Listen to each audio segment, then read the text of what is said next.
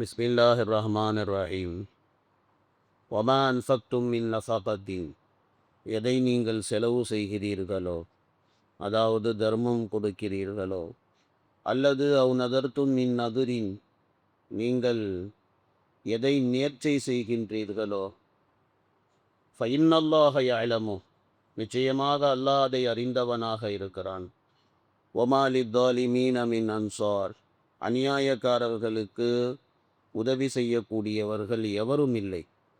இன் துபுது சதகாத், தர்மத்தை நீங்கள் வெளிப்படையாக கொடுத்தால், ஃபனைன் மாஹிய, அதுவும் நல்லதே.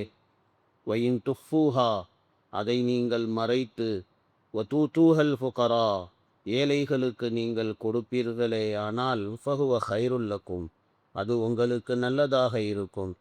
வயுகஃபிர் அன்கும் மின் சய்யாத்திக்கும், உங்களுடைய பாவங்களை அவன் அழித்து விடுவான். வல்லாஹு பிமா தஅமலூன ஹபீர், அல்லாஹ் தஆலா நீங்கள் செய்யக்கூடியவற்றையெல்லாம் நன்கு அறிந்தவனாக அல்லாஹ் இருக்கின்றான். இந்த ஆயத்தை பற்றி கடைசியாக ஒரு சில விளக்கங்கள் உங்களுக்கு சொல்லப்பட்டது. இன்றைக்கி இன்ஷா அல்லாஹ் ஒரு சில விளக்கங்கள் உங்களுக்கு சொல்லப்படும். முஸ்னத் அஹ்மதில் ஒரு கிதாபில், முஸ்னத் அஹ்மதி என்ற ஒரு ஹதீஸ் கிதாபில் ஒரு ரிவாயத் ஒன்று இடம்பெற்று இருக்கிறது.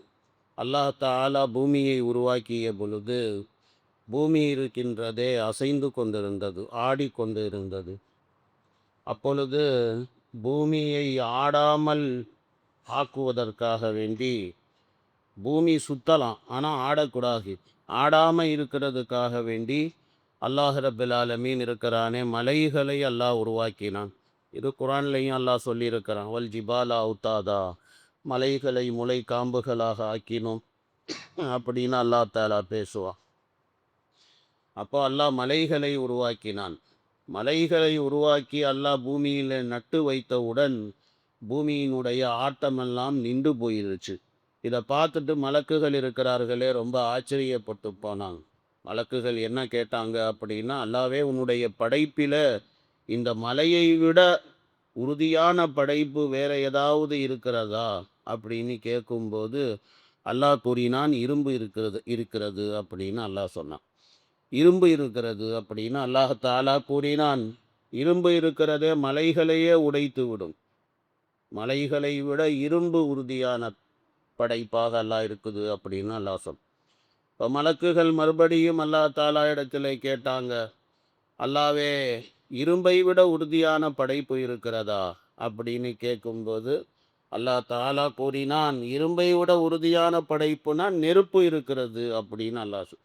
நெருப்பு இருக்கிறதே இரும்பையே உருக்கி விடும்.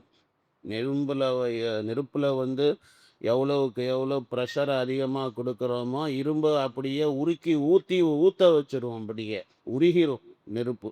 இது இரும்பு அப்படியே உருகி போயிடும். நெருப்பு அதை விட உறுதியான படைப்பு அப்படின்னு அல்லாஹ் சொன்னான். மலக்குகள் மறுபடியும் கேட்டாங்க, நெருப்பை விட உறுதியான படைப்பு இருக்கிறதா அப்படின்னு கேட்கும்போது, நான் நெருப்பை விட உறுதியான படைப்பு தண்ணீரை நான் படைத்திருக்கிறேன்.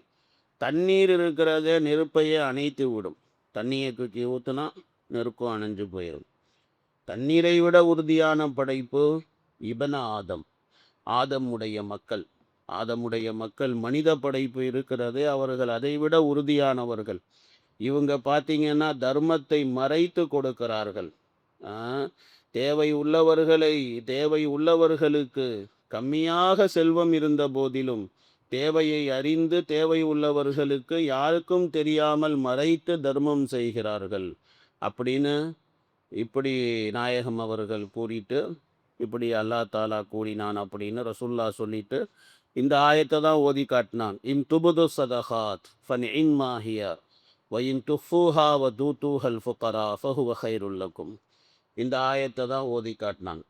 அதாவது வெளிப்படையாக தர்மம் செய்வதை விட மறைவாக தர்மம் செய்வது மேலானது.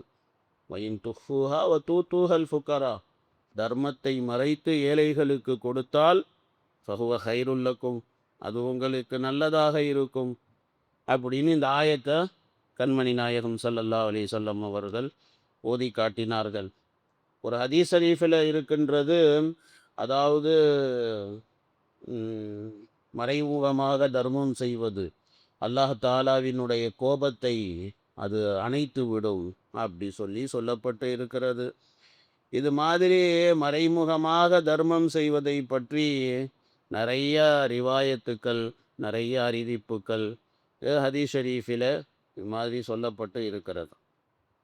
அல்லாமா ஷோபி ரஹமத்துல்லா அலைஹி அவங்க என்ன சொல்லுவாங்க அப்படின்னு பார்த்தீங்கன்னா, இந்த வசனம் இருக்கிறதே அசல்ல வந்து அபுபக்கர் சித்தீக் ரதியல்லா தாலா அன்ஹு, உமர் ரதியல்லா தாலா அன்ஹு அவர்களுடைய விஷயத்திலே இறக்கப்பட்ட வசனம்தான் இந்த வசனம்.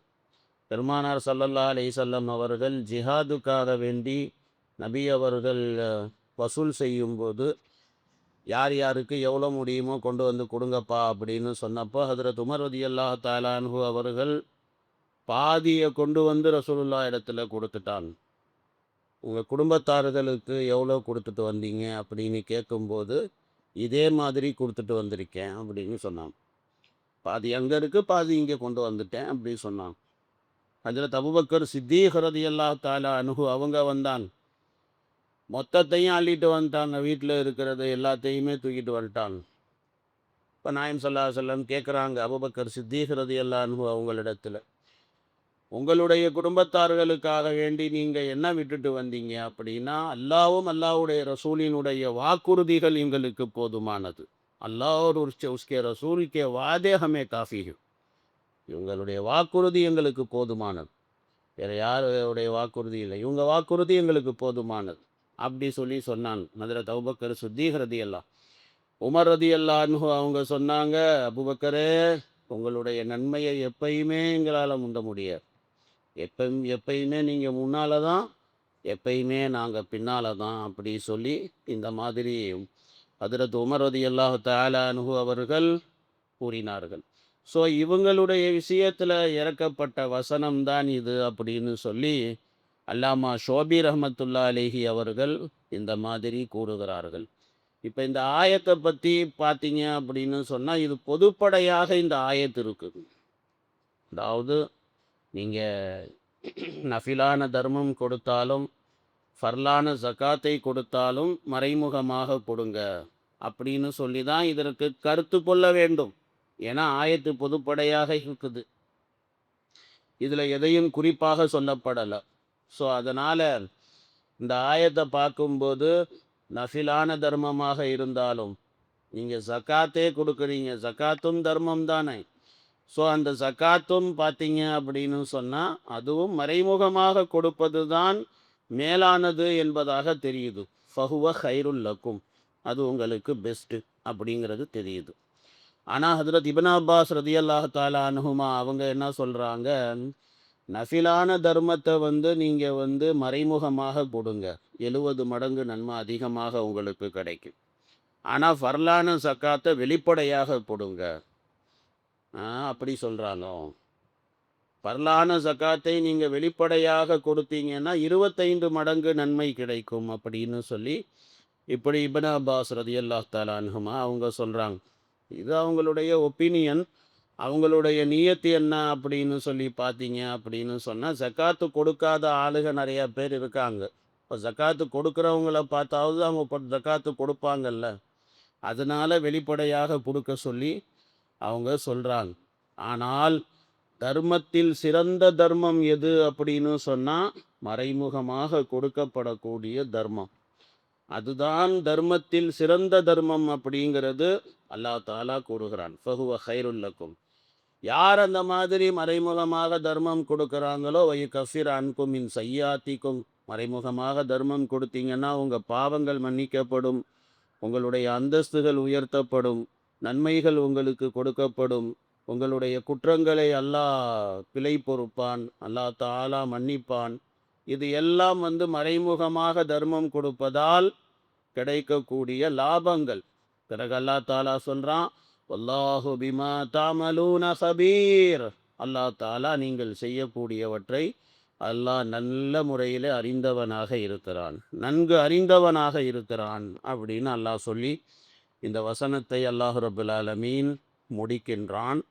பிறகு அல்லாஹ் தாலா இருக்கிறானே, லைஸா அலைக ஹுதாஹும் வலாக்கின் அல்லாஹ யஹ்தி மை யஷா வமா துன்ஃபிகு மின் கைரின் ஃபலியன்ஃபுசிக்கும் وَمَا تُنْفِقُونَ إِلَّا ابْتِغَاءَ وَجْهِ اللَّهِ وَمَا تُنْفِقُوا مِنْ خَيْرٍ يُوَفَّ إِلَيْكُمْ وَأَنْتُمْ لَا تُظْلَمُونَ. இந்த ஆயத்துல இருந்து பார்த்தீங்கன்னா, முஸ்லீம் அல்லாத உறவினர்கள் இருந்தாங்க அப்படின்னா அவங்களோட உறவு முறையை பேணி பாதுகாப்பது.